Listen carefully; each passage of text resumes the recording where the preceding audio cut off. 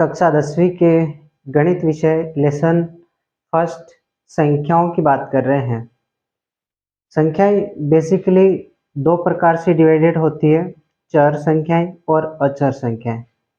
चर संख्याएं वे संख्या होती है जिनका मान अनिश्चित होता है, जैसे x और y, और अचर संख्याएं वे संख्या होती है जिनका मान निश्चित होता है, जैसे गिनती की संख्याएं, गिनती में 0, 1, 2, 3 अनंत तक की, या फिर माइनस की संख्याएं भी, कहने का मतलब पूर्णांक भी अचर संख्याओं के अंदर आता है। तो संख्याओं के अंदर अगर कक्षा 10वीं के फर्स्ट लेसन के अंदर बात करें तो वो है अपना पूर्णांक 4 नंबर का। कक्षा 10वीं माध्यमिक शिक्षा बोर्ड के अंदर पूर्णांक क्या रहेगा, इसका 4 नंबर के प्रश्न रहेंगे। इसमें एक एक नंबर के 2 प्रश्न रहेंगे, या तो MCQ अवसदक के अंदर या फिर एक रिक्त स्थान के अंदर। एक प्रश्न बड़ा रहेगा 2 नंबर का, जो अपरिमेय संख्या सिद्ध करने से संबंधित दिया जाएगा। तो हम 4 नंबर के प्रश्न के बारे में हम बात करेंगे। तो फर्स्ट HCF और LCM निकालने के संबंधित प्रश्न रहेगा, और दूसरा अपरिमेय संख्या सिद्ध करने का। जो अपरिमेय संख्या दी होती है, जैसे √3, √2, √5, ये अपरिमेय संख्याएं हैं, ये दे दी जाएगी और इनको अपरिमेय संख्या ही सिद्ध करना है। तो हम बात करते हैं फर्स्ट HCF, है ना। इस HCF को हिंदी में लिखेंगे महत्तम समापवर्त्य। महत्तम समापवर्त्य, शॉर्ट में इसका नाम आएगा MSP। शॉर्ट में नाम क्या रहेगा, MSP, या फिर HCF रहेगा। ठीक, दूसरा रहेगा LCM, जिसको हिंदी में कहेंगे लघुत्तम समापवर्त्य।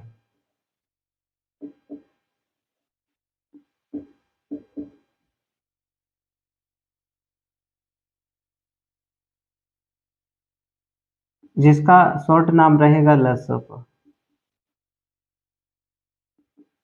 ठीक गाइस, अब दोनों की हम परिभाषा समझने से पहले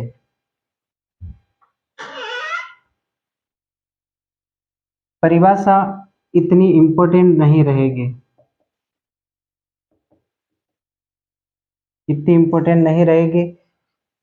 2 संख्याएं दे दी जाएगी और इन दोनों संख्याओं का HCF और LCM कैसे निकालें वो ही आपके लिए इम्पोर्टेंट है। जैसे क्वेश्चन संख्याओं,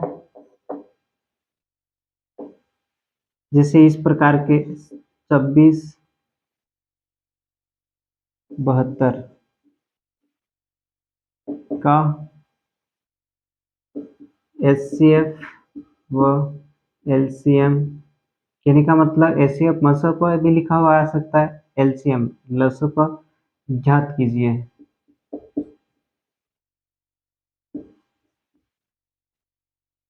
ठीक है गाइस, ऐसा प्रश्न 1 नंबर का रहेगा, या तो रिक्त स्थान में या फिर MCQ के अंदर, अवसदक के अंदर। इनको अभाज्य गुणनखंड, अभाज्य गुणनखंड करके निकालेंगे। जैसे 26 से इसका अभाज्य गुणनखंड करेंगे, कहने का मतलब न्यूनतम संख्या से भाग देना है। 2 से दिया 13 बार, 2 से दिया था तो 13 बार दिया गया। अब इस किसका जाएगा, 3 का नहीं जाएगा, 4 का नहीं, 5 का नहीं, अब 13 का ही जाएगा एक बार। फिर 72, इसका भी अभाज्य गुणनखंड, सबसे छोटी संख्या 2 से देंगे, 3 दूनी 6, एक बचा उधर गया, 12 बन गया, 6 बार जाएगा। अब फिर इसमें हम 2 का ही दे सकते हैं, 18 बार। 18 फिर 2 का दे सकते हो, 9 बार। इसमें किसका दें तो 3 का दे सकते हो, 3 बार। इसमें किसका दें, 3 का, 1 बार। पूरा पूरा अभाज्य गुणनखंड हो गया इनका। इनको फिर 26 को अपन लिख सकते हैं 2 गुणा 13। जिस जिसका भाग दिया उनको गुणे में बराबर में लिख सकते हो। अब 72, इसको आप लिख सकते हो 2 2 तो 3 बार हैं, 2 इंटू 2 इंटू 2, 3 बार थे, 3 3 2 बार हैं, 3 इंटू 3। ठीक गाइज, अब इसमें आपको एचसीएफ निकालना है। इसमें ऊपर नीचे अगर जोड़ा बनता है तो वो राशि हमारी क्या होगी, एचसीएफ। 2 का जोड़ा बना तो 2 हमारा एचसीएफ है। यहाँ पर हम अब एलसीएम निकालेंगे। एलसीएम बोले तो लघुत्तम, बोले तो लसप, ये है मसप। मसप लसप ये शब्द नाम आ सकते हैं। अब यहाँ पर लघुत्तम के अंदर, एलसीएम के अंदर जोड़ा बना, उसमें से तो एक संख्या लेंगे, ले ली गई।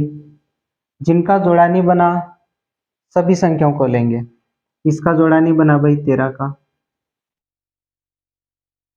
फिर इन 2 2 वालों में को भी ऊपर कोई 2 2 नहीं मिले, इन 3 3 वालों को भी ऊपर कोई 3 3 नहीं मिले, तो 2 इंटू 2 तो ये है अपना, और 3 इंटू 3 ये है। तो ये तो हो गया 26, 13 दूनी 26।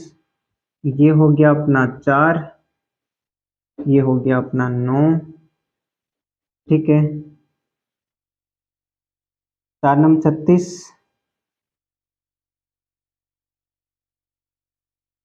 4 नम 36, इसका 4 नम 36। 26 का गुणा 36 से करना है, तो 36 यहाँ लिखा, 26 ये रहा, 6 संग 36, 3 आई हासिल, 3 संग 18, 18 और ये 21, क्रॉस लगेगा 2 यानी कि 12, 1 का ही हासिल, 6 और 1 7, जोड़ दिया जाएगा, 6 3 और ये 9, 936, 900 कितना 36। ये आपका 936 क्या आ गया, 937 एलसीएम यानी कि लसअप आ गया। तो गाइज ये था एक प्रश्न जो आप अच्छे से देख सकते हो। सेकंड, संख्याओं कभी इस प्रकार भी दे दी जाए, 27 81 का एलसीएम व एचसीएफ ज्ञात कीजिए।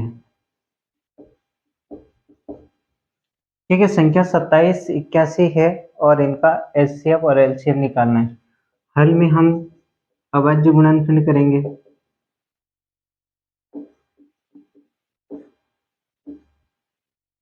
देखो 27 का अभाज्य गुणनखंड 2 का भाग नहीं जाएगा, 3 का दे सकते हो, 9 बार। और किसका दें, 3 का दे सकते हैं, 3 बार। फिर किसका, 3 का दे सकते हो 1 बार। तो इस 27 को 3 इंटू 3 इंटू 3 लिख सकते हैं। एक और है अपना 81, इसका भी अभाज्य गुणनखंड 2 का नहीं जा रहा है, 3 का दे सकते हो, 3 एकम 3, 3 दूनी 6, 2 बचा तो 21 बन जाएगा, 7 या 21, 7 या 21।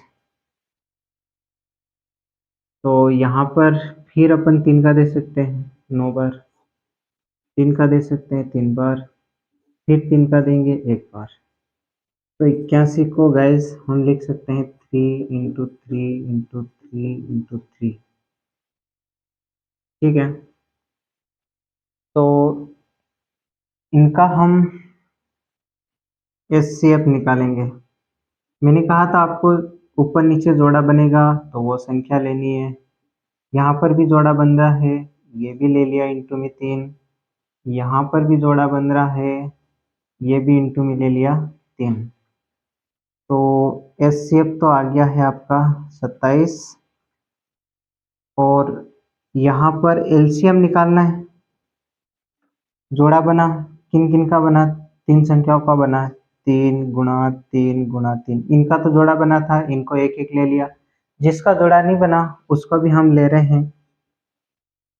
तो गुणा करने पर आपका एलसीएम आ जाएगा, ये तो 27 27 दिया 81। तो इस प्रकार का ये आपका। अब हम बात करेंगे एक इम्पोर्टेंट सूत्र, दो संख्याओं का गुणनफल बराबर एचसीएफ इंटू एलसीएम। दो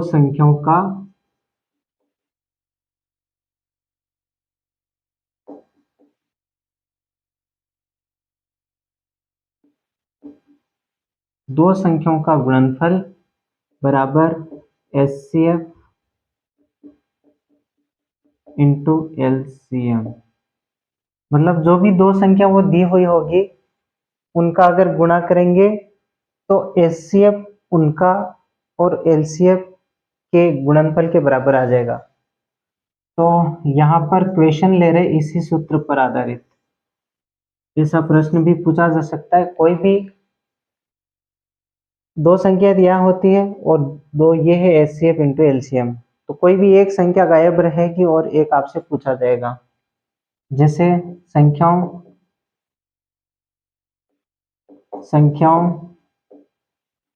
306 और 306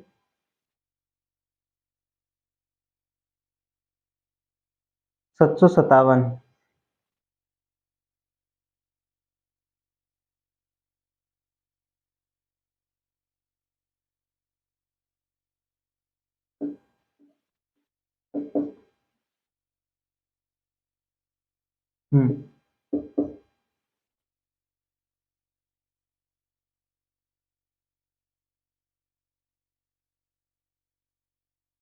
एचसीएफ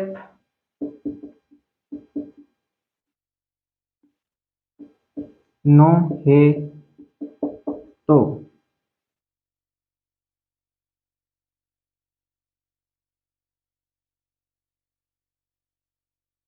एलसीएम ज्ञात कीजिए। तो गाइज अब हम नए प्रश्न के बारे में बात कर रहे हैं। जो सूत्र है उसका दो संख्याओं का गुणनफल बराबर एचसीएफ इंटू एलसीएम। मतलब कोई भी दो संख्या दी हुई होगी तो उनका जो भी एचसीएफ और एलसीएम होगा उनको गुणा कर दोगे, दोनों तरफ मान बराबर आ जाएगा। ऐसे ही दो संख्या यहाँ होती है, दो संख्या यहाँ पर है, कोई भी एक संख्या गायब रहेगी, 3 संख्या दी जाएगी और चौथी संख्या आपसे पूछी जाएगी। जैसे प्रश्न संख्या ये संख्याओं 306 और 757 का एचसीएफ ये दे रखा है 9, तो एलसीएम ज्ञात कीजिए। तो दो संख्याओं का गुणनफल यानी कि 306 का गुणा ये 757 बराबर एचसीएफ कितना दिया गया है 9 इंटू एलसीएम। एलसीएम हमसे पूछा गया है। अब ये पक्षांतरण होगा तो एलसीएम इधर लिख लो, कोई दिक्कत नहीं। और 306 गुणा क्या चल रहा 757 और ये पक्षांतरण होगा, गुणे वाला बटे में आएगा 9। एलसीएम 3 के पहाड़े से इनको काटा जाएगा, ये 3 बार कटेगा, ये 10 बार 30 तो 10 बार और ये 2 बार, ये भी कट गया। तो अभी बना है 102 गुणा 757 बटे 3, फिर 3 का भाग इसमें जा रहा है, तो एक बार कट गया, ये तो 3 बार काटा जाएगा, पहले 1 बचेगा, 12 बनेगा 4 बार।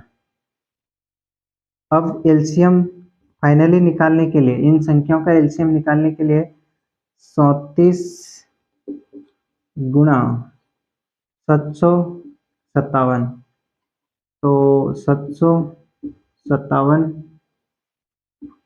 का गुणा हम 34 से करेंगे तो आ जाएगा, इनका फाइनली एलसीएम आ जाएगा। तो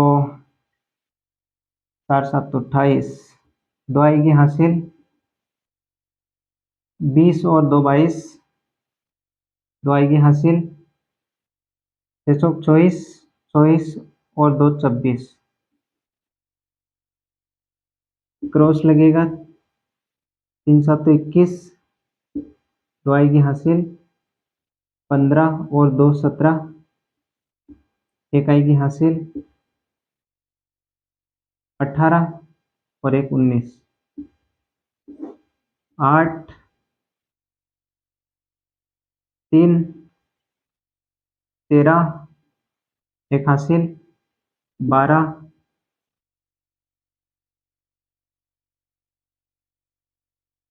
और 1 हासिल का, ये 1 के अंदर तो 2, तो 22,338 इसका जो एलसीएम आया वो 22,338 आया।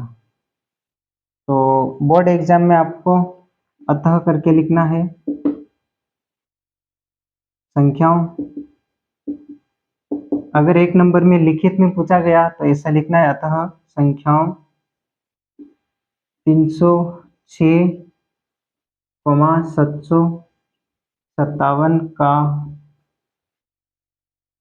अभिष्ट एलसीएम 22,338 है। तो गाइस इस प्रकार का ये दो संख्याओं का गुणनफल बराबर एचसीएफ इंटू एलसीएम वाले सूत्र से प्रश्न पूछा